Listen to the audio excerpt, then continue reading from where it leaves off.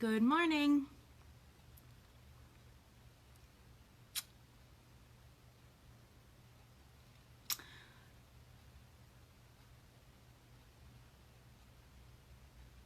Waiting for everyone to come on.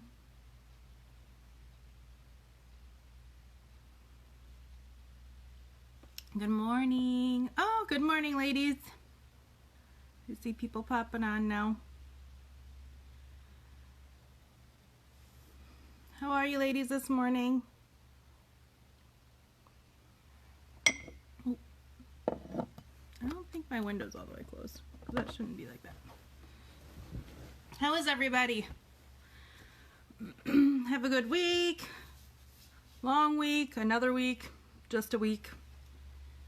I'm really excited to get into these last few books of Esther and get talking about those and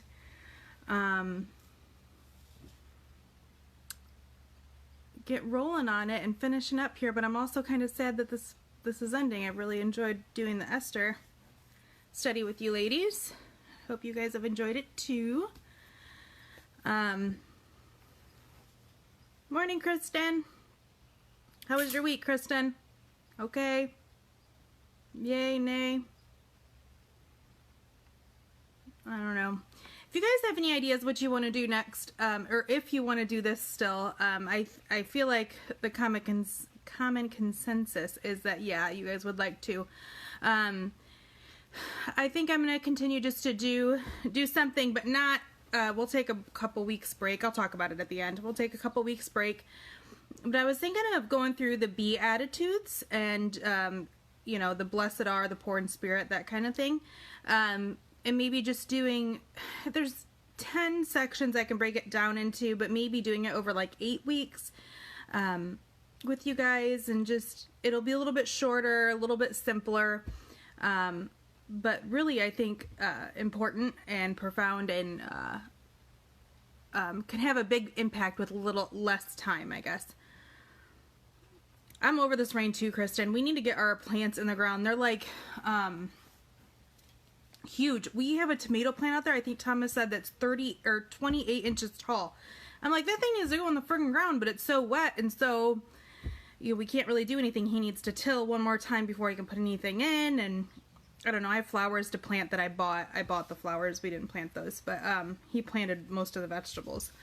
But I want to plant those, but it's just been so yucky. I was going to do it this weekend, and then we opened the pool instead, and I don't know. Just kind of got away from us, I guess. All right, it looks like you guys are coming on here. So we are going to finish up with Esther chapter 9 and 10. It may be a little bit more than like 45 minutes today. It may be closer to an hour, just because we're going to finish up and then go over some overall themes too within Esther, and just stuff that I want to make sure that we're resting on or you know, hearing before it's all over. So I don't know, if you guys are ready to rock and roll, I will pray us in, and then we can get going with Esther chapter 9. It's a little bit longer of a chapter, but and then that little bit of 10, and we'll kind of stop midway through and chat a little bit, and then finish it out and then chat some more. So I will go ahead and open us in prayer, and yeah, Lord, thank you so much for this time together with these ladies again. Lord, I just pray that you really speak to our hearts. I mean, this is our last week finishing up this book, Lord, and I just think you have so much to say to us ladies, especially right now, especially today, for such a time as this, right? It always seems like there's something where it just fits so perfect, Lord, and I just pray that you speak to our hearts and let us see what you have to offer to us through these words, Lord, and we pray that in your name. Amen. So, Esther chapter 9. We'll go ahead and get in it. So we left off in 8, and Mordecai, Haman's dead. Mordecai gets elevated. He sends out a royal edict. They realize that they can't, you know, backtrack the king's first edict, but then they go ahead and issue a second edict where the Jews can now defend themselves against their enemies. And so there's lots of celebrating and things, but it still can't be done until that so between Haman making that first edict and when everything actually gets carried out, it's almost a year. And so they still have to wait till that date. So this the edict goes out where the Jews can defend themselves about 2.5 months after Haman's first edict. So they still have all that time to wait. And so we get through the waiting, and they're celebrating, and the thing goes out. And so now we are on that. We're to the day. We're to the actual, doing the thing. So here we are, chapter 9, Triumph of the Jews. On the 13th day of the 12th month of the month of Adar, the edict commanded by the king was to be carried out. On this day, the enemies of the Jews had hoped to overpower them, but now the tables were turned, and the Jews got the upper hand over those who hated them. The Jews assembled in their cities in all the provinces of King Xerxes to attack those seeking their destruction. No one could stand against them, because the people of all the other nationalities were afraid of them.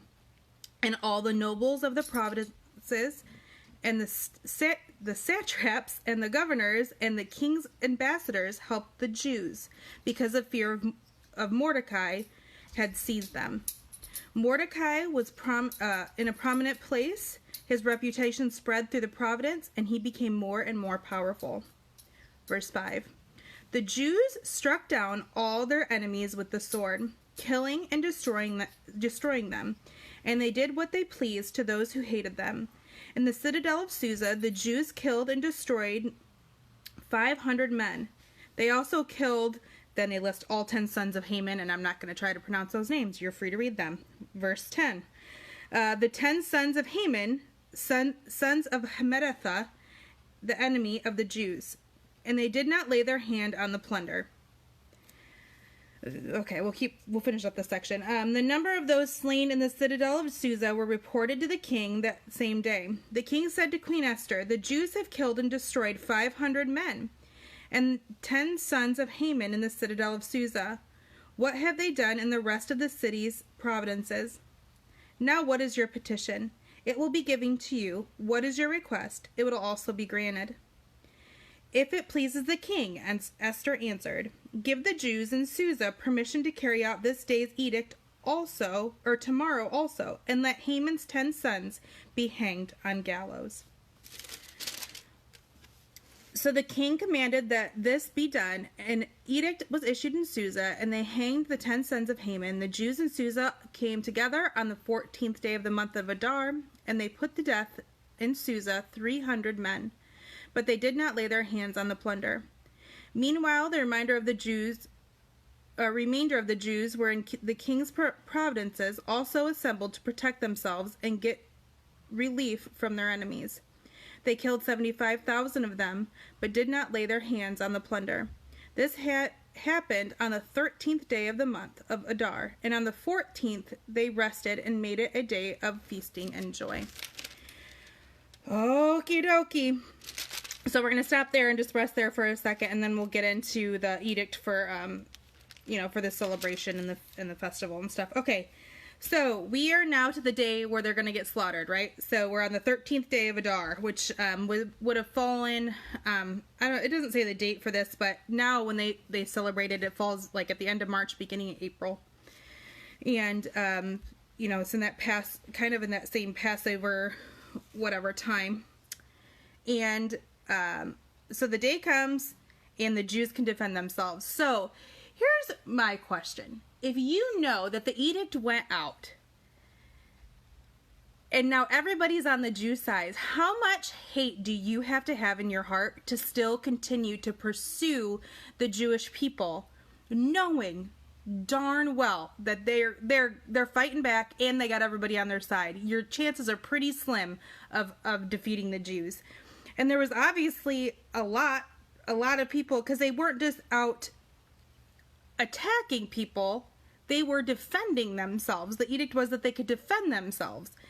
And, I don't know. I just lay that there. I just feel like, how dumb do people gotta be? You gotta be dumb to go out when they got everybody on your side, God's on your side. Obviously something happened within here.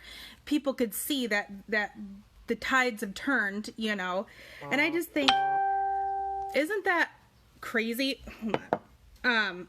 That they would still even go after them. So they do, and they kill all kinds of people all over, lots of people within the citadel, and then Esther gets her revenge, and then they kill the in verse 6, in the citadel of Susa, the Jews killed and destroyed 500 men. They also killed, and then they list all the names, the 10 sons of Haman. So the Jewish people got the revenge on Haman and Haman's whole line of men. So Haman, not only, that was his pride. Remember looking back when Thomas, oh my gosh, not Thomas, when Haman was, bragging to everybody about how he got invited to Esther's first banquet and all that stuff. And, he was bragging about how he had, at all those sons and everything, and that was like a crown jewel for him. It was such a pride within that society to have sons, and then to be the person that had the most sons was the most pride, the best jewel on your crown you could get. And he had 10 sons. He won that contest, So not only did Haman die, but all of his pride and joy. And that's what it's telling us when it says that all of his sons are killed. It's not just that they killed his sons, it's that they killed his entire line.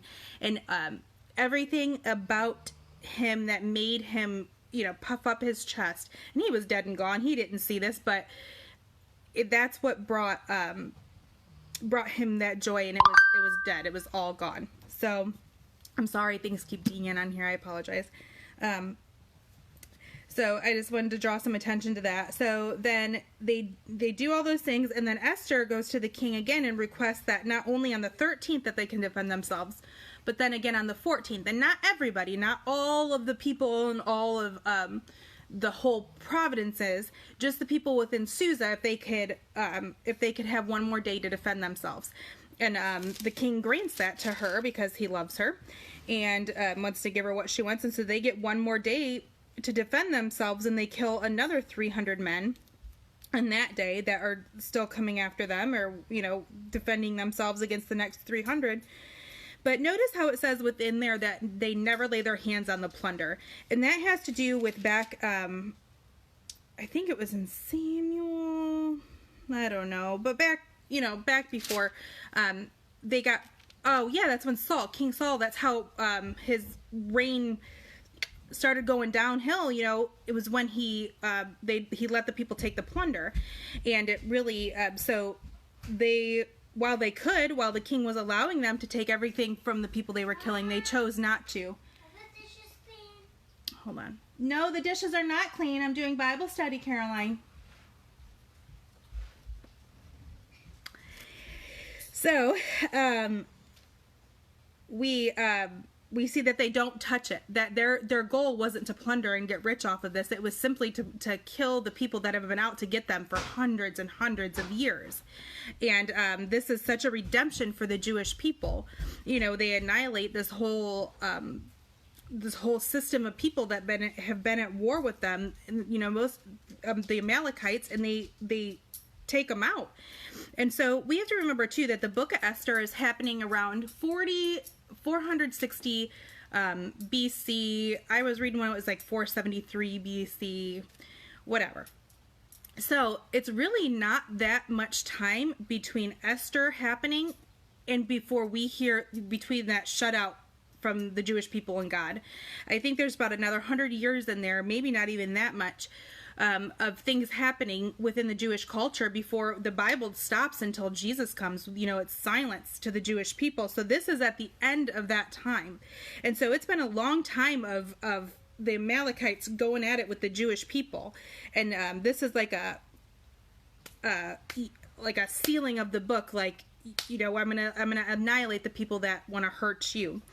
And I just think that's such a beautiful picture because, like I said, it's not too much longer. We're at the end. We're at the end of the Old Testament when Esther is happening.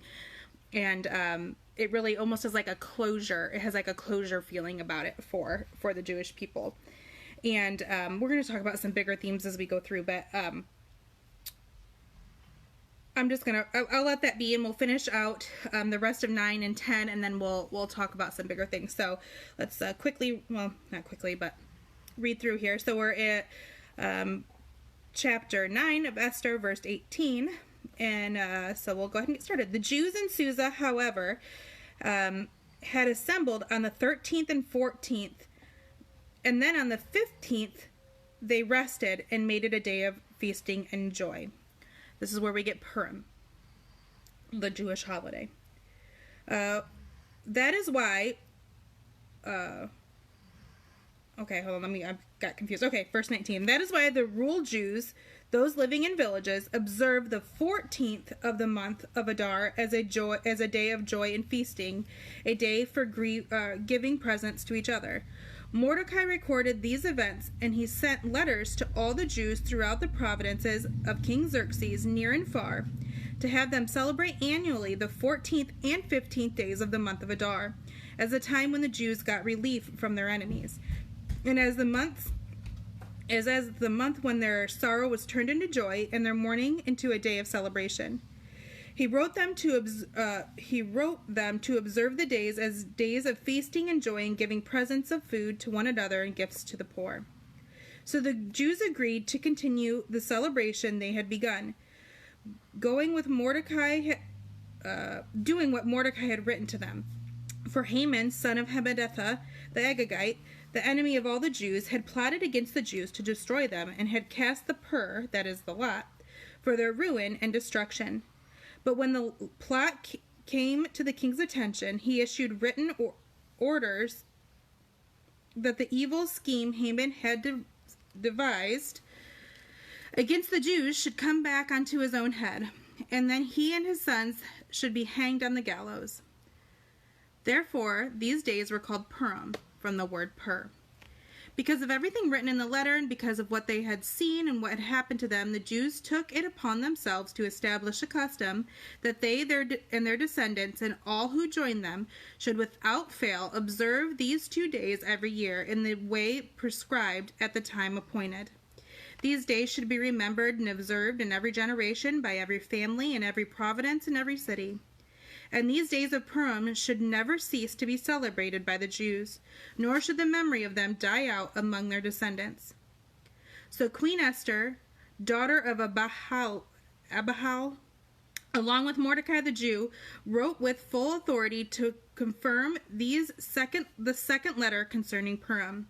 And Mordecai sent out letters to the Jews in the 127 provinces of the kingdom of Xerxes. Words of goodwill and assurance, to establish these days of Purim at their designated times as Mordecai the Jew and Queen Esther had decreed for them, and as they had been established for themselves and their descendants in regard to their time of fasting and lamentation. Esther's decree confirmed these regulations about Purim, and it was written down in the records. We're to the end now, chapter 10. The greatness of Mordecai. King Xerxes imposed tribute throughout the empire to its distant shores, and all his acts of power and might, together with a full account of the greatness of Mordecai, to which the king had raised him.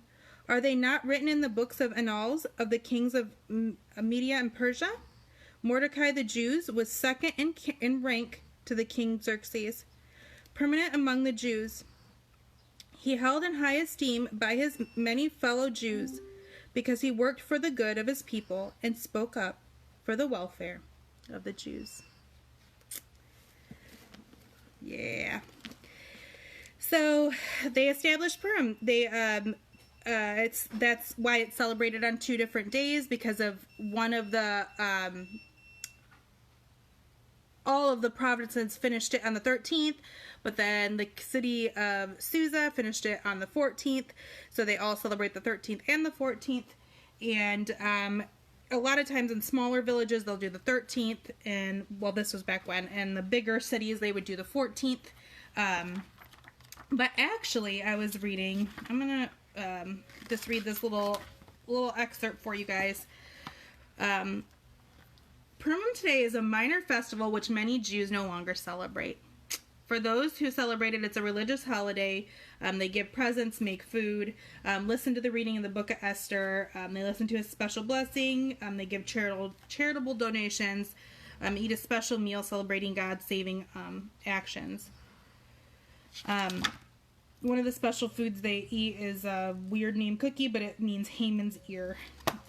It looks like it's like a little cookie with like prunes in the middle, and it's like a triangle, and they call it a Haman's ear cookie. So that's pretty interesting, but it also kind of breaks my heart that it deliberately says that all Jews should celebrate it for all time, and then they kind of don't anymore. And it's such a beautiful thing to celebrate, but that's to each their own, I guess. But I don't know. So that's what happened there. And then Mordecai is immortalized in all the paperwork, and he's written down in history, and we know that Mordecai is second in command to King Xerxes, and not just from biblical reference, but in historical things also. So it's pretty awesome. So we're through it, but I definitely want to talk about some different themes, not different things, but bigger things throughout Esther. So of course we see some mirroring, we see that mirroring again, with different things, how, Haman, this is a mirror of how Haman was elevated, then Mordecai was elevated, then Haman was taken down, and in the place where he was taken down, Mordecai, right in the middle, Mordecai comes up as Haman goes down in power, and then we see the tables turn, and everything that happened at the beginning of the book of Esther has a flip to it to benefit the Jews and Esther and Mordecai in the second part of the book of Esther, and it's so beautiful. And I just, you notice that within Esther, that she really isn't mentioned at the beginning of the book, and the last chapter doesn't say a dang word about her. It's just about Mordecai and how he was in there. And some people think that who was the actually book about? Was it about Esther, or was it really about Mordecai? But in reality, it's about God, even though none of his name isn't in there at all. But I wanted to bring to our forefront of our mind the fact that Esther didn't, even though this is the book of Esther and she did not do this alone. She didn't go in on her own and just do the thing. The things that happened, she had to have a partner. She had to have a person that was supporting her, because there were things that she couldn't do on her own, and there were things that Mordecai couldn't do on her own. And I wanted to draw in verse 29 of chapter 9, so Queen Esther, daughter, along with Mordecai the Jew, wrote with full authority to confirm this second letter concerning Purim, along with Mordecai the Jew. And I believe when she goes in to talk to the king, to talk about the second edict that goes out, she goes in with Mordecai. And I just want to rest there for a second about the importance of not doing this alone. That God calls us to things. God called Esther to be who Esther was. She was an imperfect person in an imperfect world, in a very imperfect situation. And he called her to be who she was. He called her to the position for such a time as this. But not alone. She wasn't meant to do it all by herself. Now, I think that there are certain things that God calls us to do on our own, between me and God.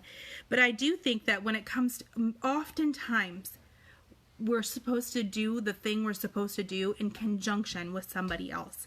That we have a part A and they have a part B, and together we make a C, and the C is really what the world needs. And that's hard. That's hard, working with the other person and doing, none of this would not have happened if she had done this on her own. This would not have happened if Mordecai had done it on his own. Neither one of them could get to the point of saving the Jewish people by themselves. And I just really want to encourage you, and as you go about telling your story and doing the things that you know that God's calling you to do, to wonder who's supposed to be in this with you. Are you really called to do this all by yourself, or is there a partner in crime that you're supposed to be doing this with? Is there somebody that's supposed to be your counterpart?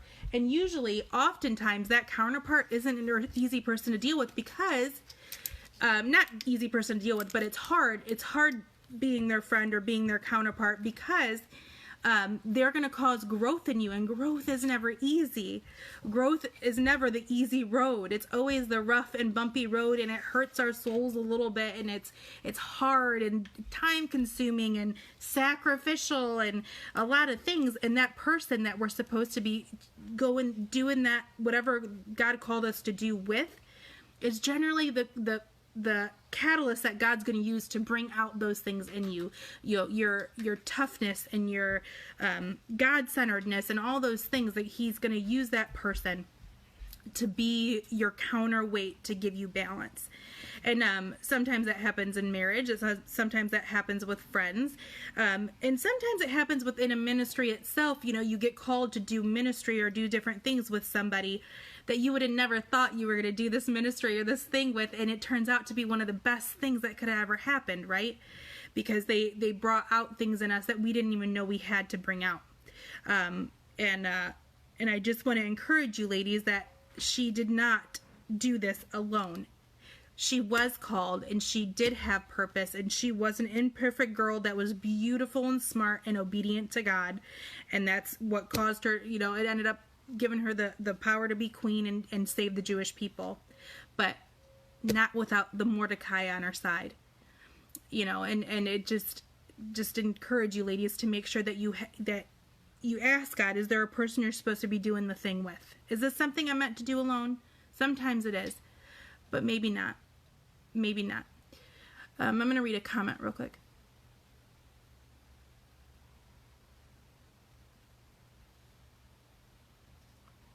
I feel like I didn't read it all, Rachel, because if I tap it to read the whole comment, it'll stop my comments. But I feel like sometimes as women, we think that, and I think I talked about this last week, we need to pull up our bootstraps, right, and do it our dang selves. And that's just so opposite. Sometimes, there are certain things in our lives that God calls us to do alone, because our relationship at the end of the day with Jesus is me and him. That's it. It's he and I, the Godhead 3 in 1 and me. That's when I look into the face of God at the end of my days, I'm accountable for what I did. But I think we'll get so much further if we just let down our guards and realize that we need help. Not even help. It's not even that you need help with something. It's that I need person B to tell me, no, you need to go up, or you need to go down, or left or right, or, where you're going isn't straight. You need to make sure that you get that way straight. And that's a hard thing to hear when you think that you're supposed to be going left, and you have the person you trust that you're doing with, and they say, no, let's go back to the right a little. And it's painful and it's hurt, and we have to get to a point where we let the people in our lives and the people we're doing ministry with, or the people we're doing our things with, we let them sharpen us without feeling like they're trying to cut our heads off. They're just trying to love us and help us. Because when we start, doing the thing with other people, then we open ourselves up to that kind of, it's not criticism, it's loving guidance, and to not be so offended by that. It's okay to get loving guidance and not be, to feel like people are trying to cut you down or something. It's okay. It's all right. So I don't know.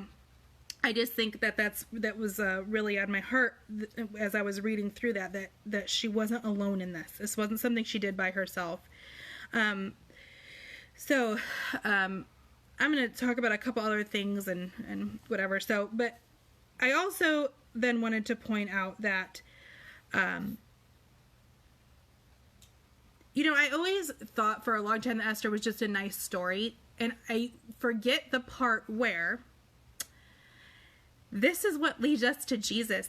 That Esther, the Jewish people will be saved because Jesus was coming. It didn't matter.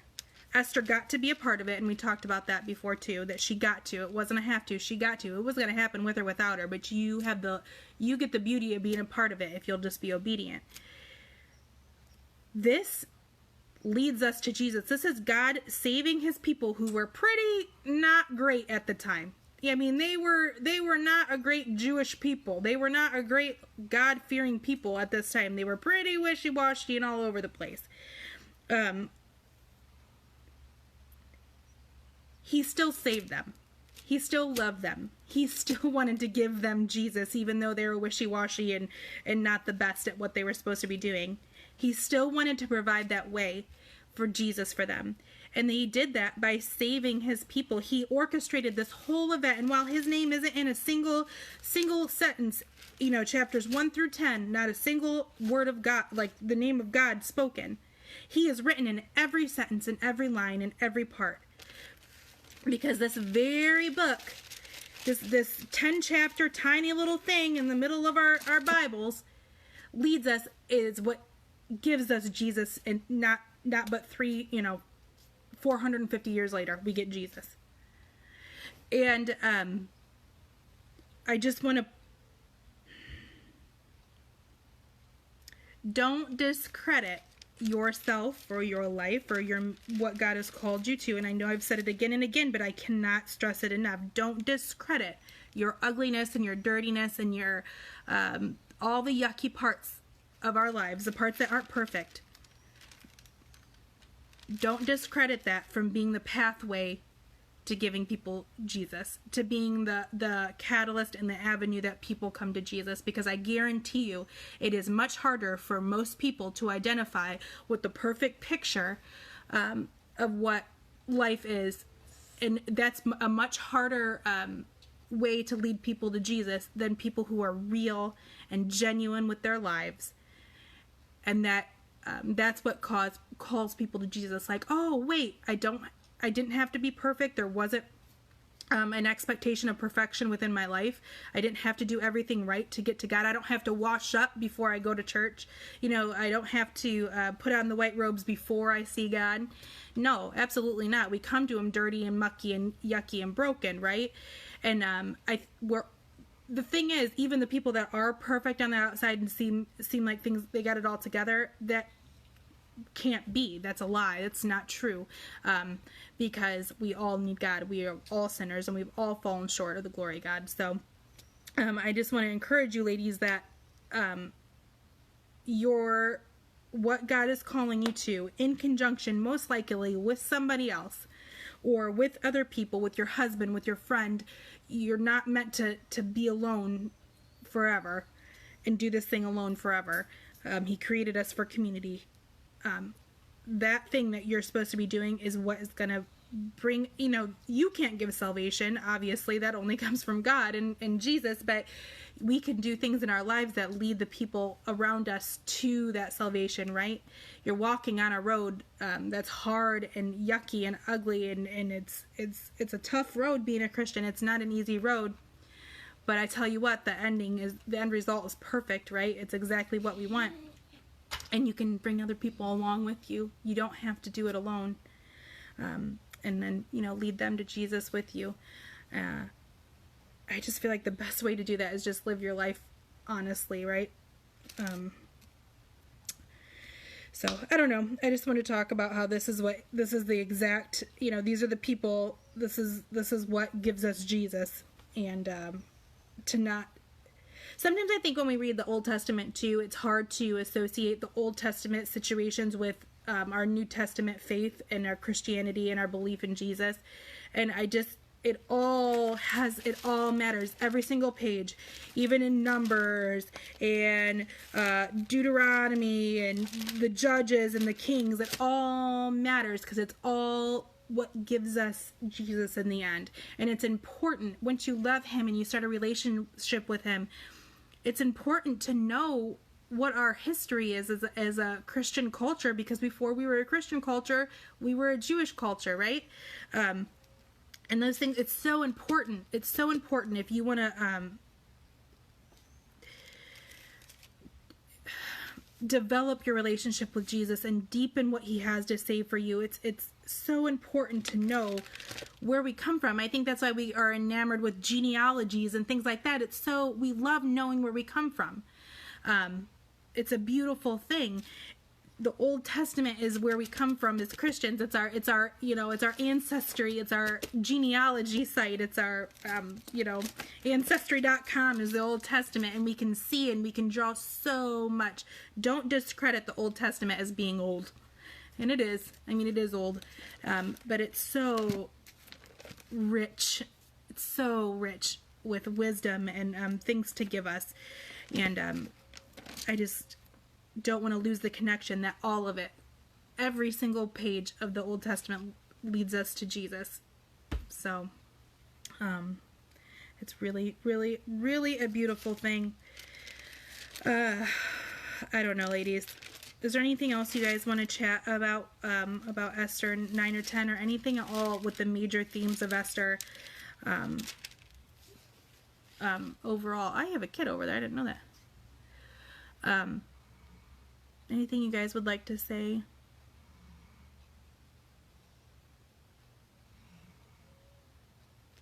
I just, I love it. I love the book of Esther. I could really go start over again and we could do this all over again. I really could.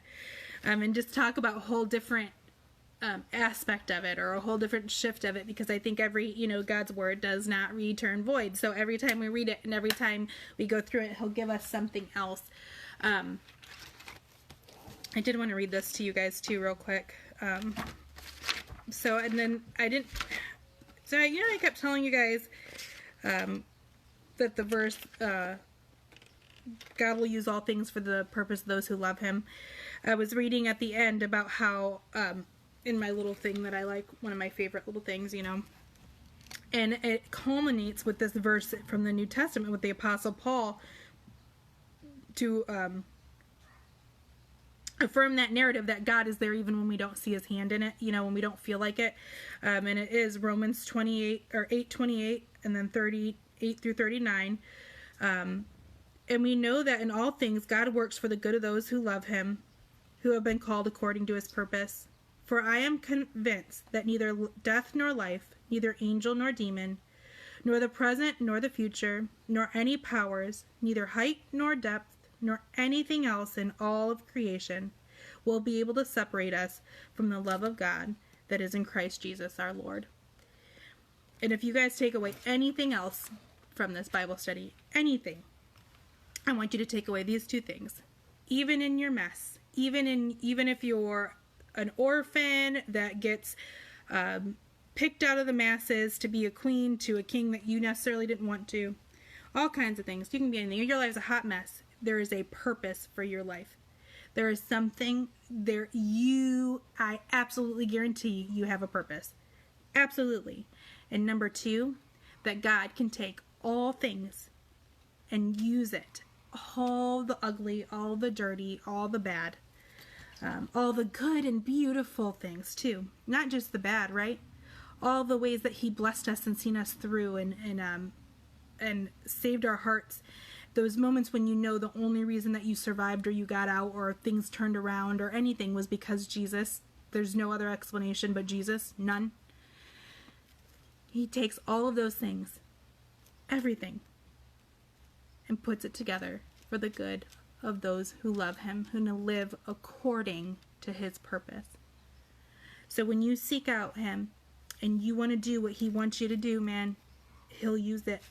All of it. Every last bit of it. And your, destruction becomes your story. And it's a beautiful thing. It's really, really beautiful. I love this, and it seems everywhere I even felt like the sermon on Sunday, Kristen. I was like, yep.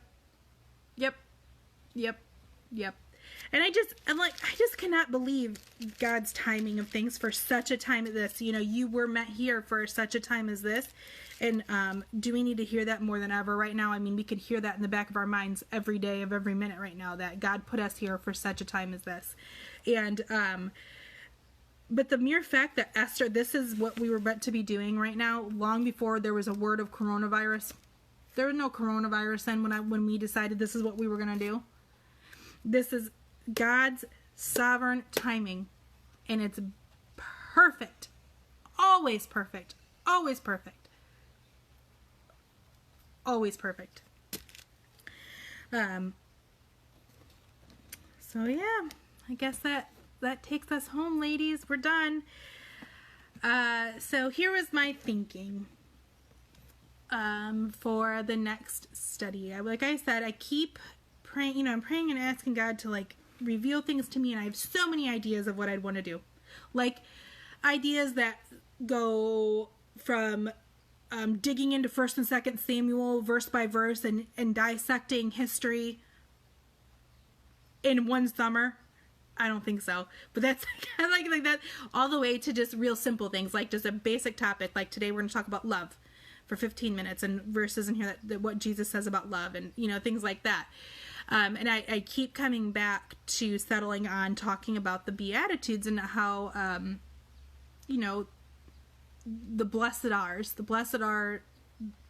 what Jesus says for us to do and what they mean, and how we can take those and use them over our summer, over the rest of our lives. But to really just take some time to focus on, who are the blessed people of God? What does it mean?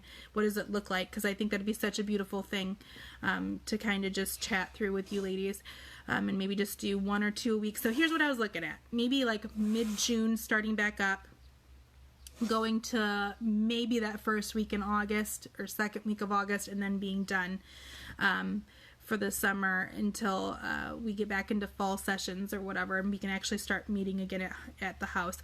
I think we probably could meet at our house over the summer, but I just don't think that that's probably the most wise choice I could make with everybody's kids and everything, and everybody together at one time. I don't know. I don't feel like that's using the best wisdom to do it here. I think that this platform is working out pretty well, and then we can people who actually wouldn't be able to come on Wednesday mornings to my home are able to tag in and kind of do it along with us, which I really, really, really love.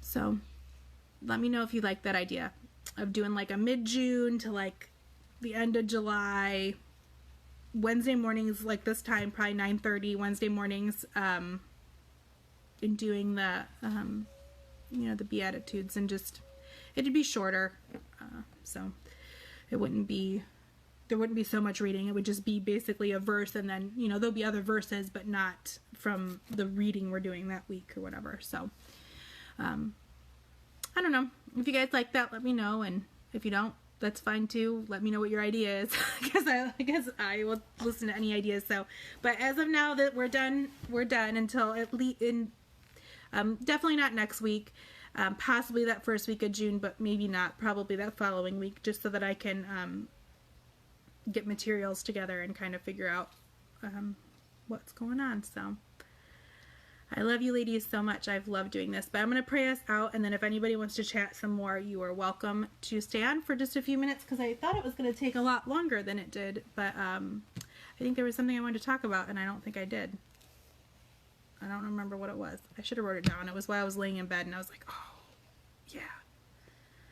All right. Okay, I'm going to close this out in prayer, ladies. Lord, thank you so much for this study and these last few weeks that we've had to get together. What a beautiful privilege we have to live in a day and age where we can even do this during a time like what's going on right now, Father. I am so thankful for each of these women that showed up and did the thing and participated and chat and talked, and I am just so grateful for your word and what you reveal to us. And I mean, we can read things time and time again, and we read it the next time, and you speak something totally new and totally different to our hearts that just breathes life into it, Father. I am so, so grateful for what you've given us through this book, especially in these last few weeks. I just am so grateful, Jesus. I pray for each of their hearts, Father, that you turn them back to you, or bring them to you, closer to you, via books of Esther and Ruth and whatnot. I pray that you keep their minds steady and bring them back if they want to be back here, Father. Take the distractions away and just give us you, Father. May they pursue your word in your heart, even when we're not together on a Wednesday morning, Lord. May this deepen our hearts and our lives with you, so that we pursue and want what you want, and look at what you look at, and read what you want us to read, and listen to what you want us to listen to. And then we take action, Father. I pray that these be women that take action, women that do what you call them to do, not just always hearers of the word, Father. We can all be hearers, right? But let's be the action takers of your word. Let's do the thing you called us to do, Father, without fear and without hesitation. And maybe reach out to our sisters around us, or brothers, or whatever we need, to spur us forward in that and not be offended when they try to sharpen us, so we're a little bit sharper for you, Father. And maybe we live this life together with pride and glory for you, Father. Just let us love you more. In your name, amen. All right, ladies. Anything else? I don't know. It's been a good one. I just feel like this may have been my favorite. I don't know. I'd say I have a lot of favorites. I really hope you ladies have been encouraged and you've really enjoyed it. So,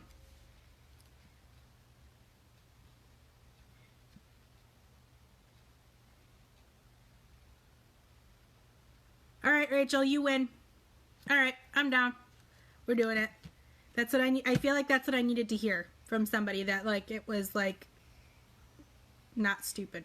I mean, none of his word is stupid. I don't know. You guys, I kind of don't know what I'm doing either. I'm really taking a leap of faith here and just doing what I feel like God is, not feel like, I know that he's called me to. And I just really am trying to just, I don't know, do this thing with you ladies.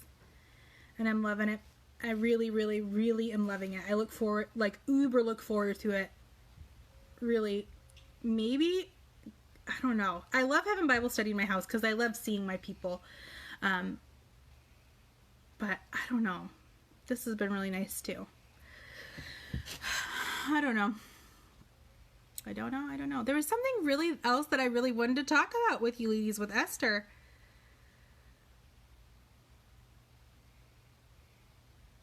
I don't know. I can't remember. If you guys want to dig more into Esther, if there's something that if this is like, you just want to see more and do more, I really encourage you to look up the Beth Moore Bible study on Esther. It had to have been when I was pregnant with Josie, maybe 10 years ago. We did that, and I can still remember stuff. And some of her videos are on YouTube. You can look them up, or even I think there was like a hardback book for it. It wasn't just a Bible study, so you can always do that. I encourage you to even look at, like I've talked before, the Bible Project's really good. Just find trusted people that you trust, and hey, Boo Bear, and look up some more things. And I don't know.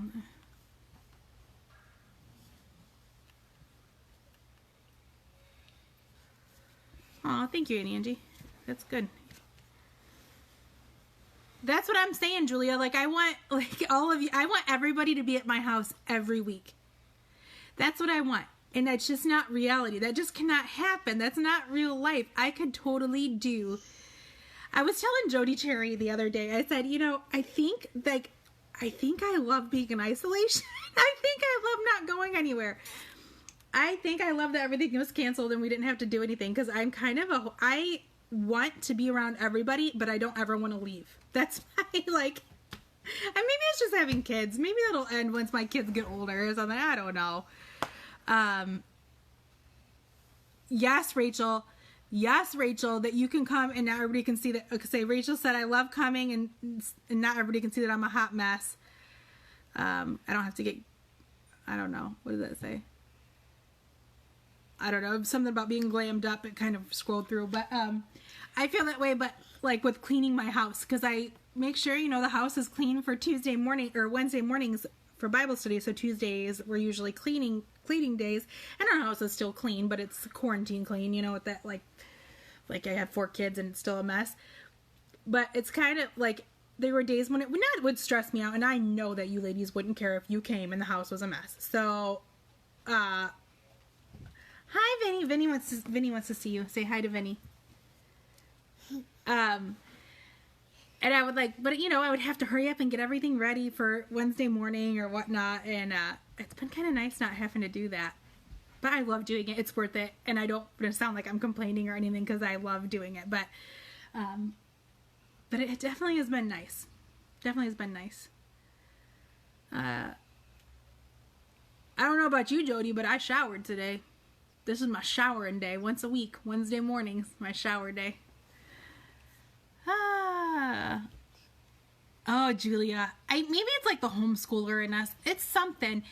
I feel like we're so busy all the time. We run, our family. And even though we homeschool and we are at home for the school portion of day, the rest of the time is running. Every Saturday is scheduled for us, it seems like. Sundays are church, which, is not something we dislike doing. We love being there, but it's another day of being out of our home. There's never a day where we are home from sun up till sundown unless there's a snowstorm.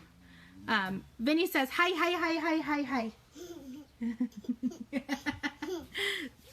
I don't know.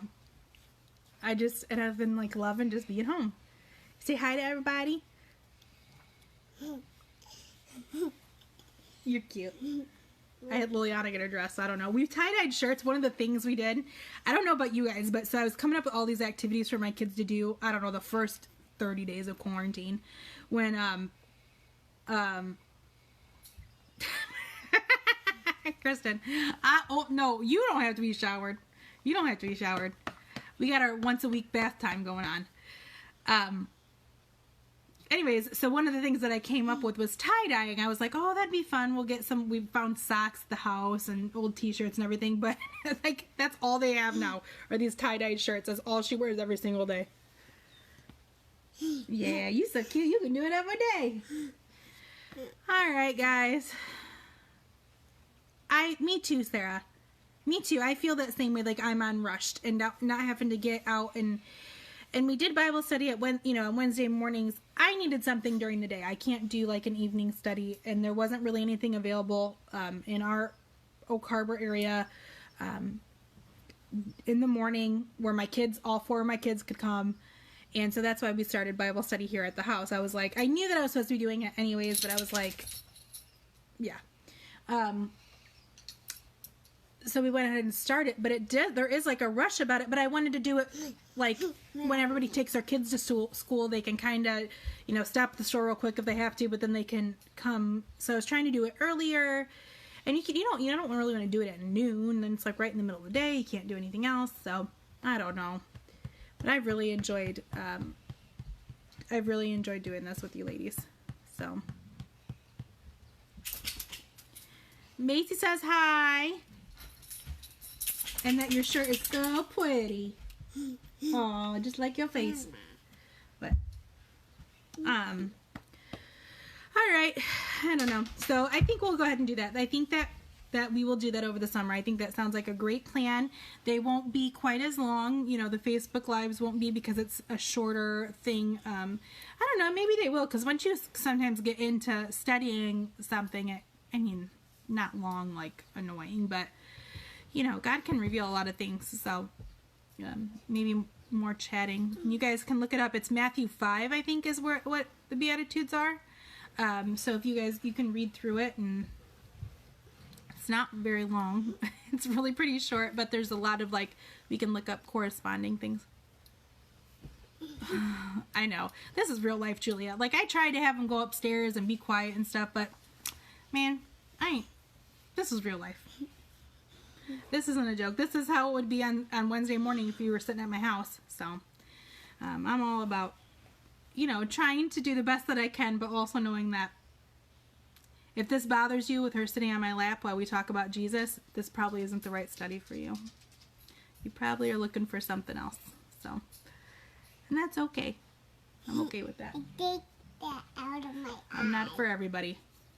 You do need to do tie-dye, Jody. The boys would love it. Find all your old t-shirts that aren't white anymore, or old socks that were white once, or whatever. That's what we do. We literally just started finding everything in the house white and tie-dye in it. So, all right, girls. So, it's not hard, Kristen. It's pretty fun. It's messy, and it's fast, and it's kind of expensive, but the end result's cool. Vinny's a boy. Vinny is a boy. All right. So let's plan on then 2 weeks from now we will start back up. So, I don't know. I kind of want to do that first week of June. I'm going to get back to you. Definitely not next week. We'll take a week off. But possibly that first week of June. yeah, let's do that first week of June. We'll just do that. That's what we're going to do. I'm committing to it. So I'll take next week off. We'll all take next week off. You know, it's coming out of, what is this? Memorial Day weekend. We'll take the week off. Our kids, a lot of them are finishing school, whatever. And then we will start back up that first week of June with the first part of the Beatitudes. I think it's Matthew 5:1. I guess I could look. I do have a Bible right in front of me. And then I can tell you guys, and then you'll know. And that's what we're doing. And I'm saying it on the internet, so we're committing to it. Let's see. Guys, I could talk about Jesus. Now, if we got into some New Testament stuff, and then we're talking about... I'd be on here all day with you guys. Yep, so we'll start with the Beatitudes, Matthew chapter 5, verse 1. So, you know what? We may just run through... Oh, there's all the things. This is... Oh, I could talk about all the things, you guys. It's so hard to pick. So hard to pick. Okay. We'll start with Matthew chapter 5, verse 1.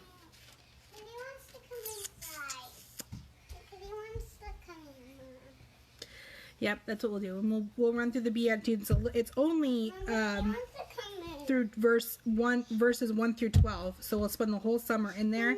But we'll talk about other things. The kitty wants to come in. You can go with the kitty in. So we committed. We did a thing, guys. We're finishing it up. Or we're committing. That's what we're doing. We're doing it. So that'll be fun. Okay, not next week, the following week. I want to say it is June 3rd. I think that's right. I think June 3rd. 9:30. Matthew chapter 5, verses 1, 2, and 3. That's where we're at. So that's easy. Okay, I'm going to let you guys go. I feel like I'm lingering because it's our last one and I miss you guys and want to see everybody. I love you all. I'll see you in 2 weeks. Have a good one, guys.